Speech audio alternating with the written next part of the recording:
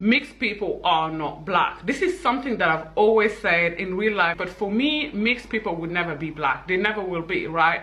Because you can't mix black and white and say you got black, you got gray, right? They can't claim whiteness, so how come they can claim blackness, right? And for me, it is really important for us as black people to separate ourselves from, you know, biracial people, because as long as we are lumping them together with us, we can't win, right? Because they are closer to whiteness. It is what it is. This we won't be able to change. The world will remain, you know, racist. It is what it is, right? And then by and large, the world will remain colorist. This is what I believe, at least in my lifetime.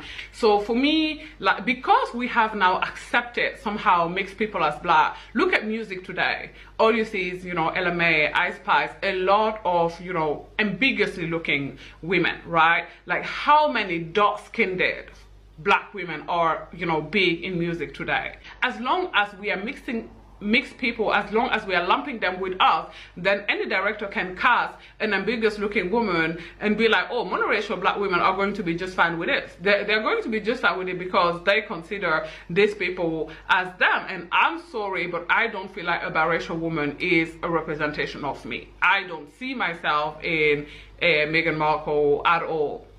Like, I do not. I don't think that, you know, I just don't. I don't think the phenotypes are the same, right? So for me, I would always advocate for us as a group understanding it's okay. Black people are black people.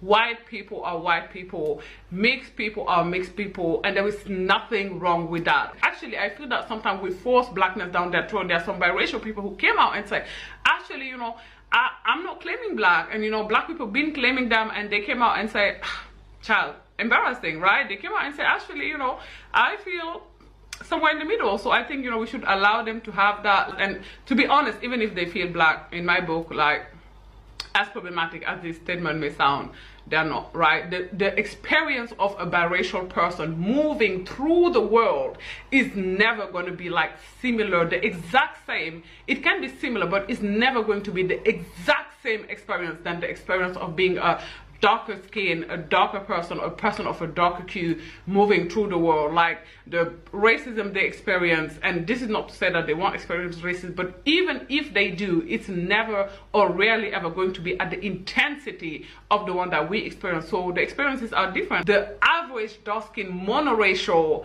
dark-skinned black woman is not going to, doesn't look nothing like Zendaya, is not going to be able to recognize herself even in a Yara Sahidi, and that's just factual. Like, that's factual. I'm sorry, but that is just the truth. It is. If anyone else is saying anything else, in my opinion, they are being disingenuous.